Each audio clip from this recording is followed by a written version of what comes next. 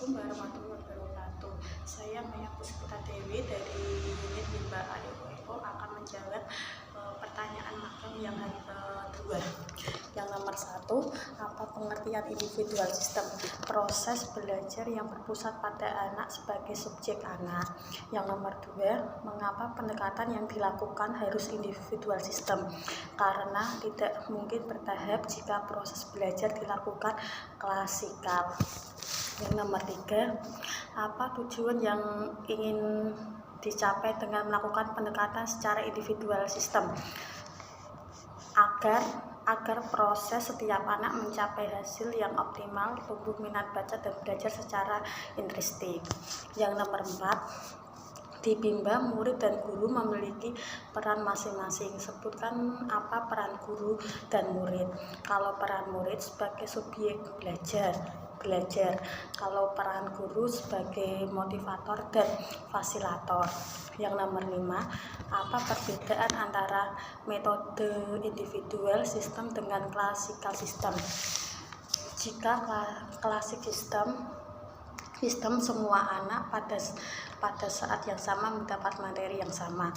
Jika individual system, pada saat yang sama setiap anak mendapat materi yang berbeda sesuai kemampuan dan kemauan anak. Nomor 6, bagaimana cara melakukan motivator agar dapat melakukan pendekatan secara individual system? Motivator harus mempelajari dan mengenal karakter anak. Yang nomor 2, motivator harus mencari tahu kesukaan setiap anak didiknya. Yang ketiga, satu langkah ada di depan anak agar kita dapat melakukan langkah antisipasi. Yang selanjutnya, jangan minta dimengerti oleh anak-anak. Yang terakhir, berikan reward kepada anak. Nomor 7, apa dampak yang akan terjadi bila pendekatan dilakukan secara individual system? Motivator dapat melakukan pendekatan dengan karakter dan kesukaan anak, serta dapat memberi materi sesuai peserta didiknya.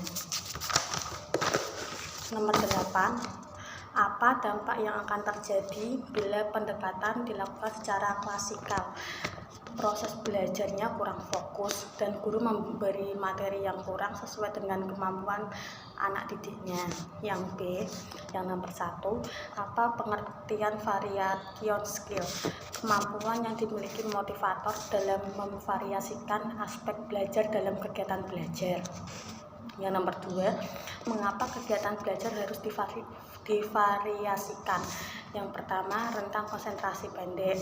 Yang kedua, mudah teralihkan. Yang ketiga, cepat merasa bosan.